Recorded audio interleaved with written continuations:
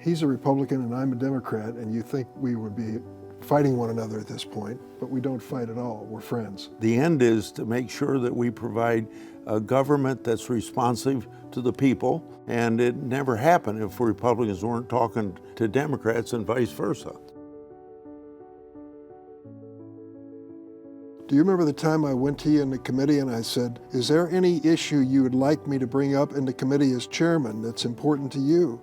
And you said yes. So you have to work in a bipartisan way or nothing's going to get done in the United States Senate. And things do get done in the United States Senate. They do, and I think one of the secret things that we have between us is our Midwestern roots. We have a lot of things in common, and those things really draw us together. I think that helps, don't you? It sure does, and I think that our constituents, maybe in Illinois, maybe in Iowa, I know the ones in Iowa think Republicans and Democrats don't talk to each other. They hear so much controversy through the media, they think we don't actually even discuss each thing together. That's not the way that our Congress works. You couldn't move anything unless you got a Republican or a Democrat to agree to go with the other side. You have a different philosophy, political philosophy than I do, but first of all, you start with the very basics about the Congress of the United States. Nothing gets done in the United States Senate if you don't have 60 votes to stop debate and to move on then to finality on a piece of legislation.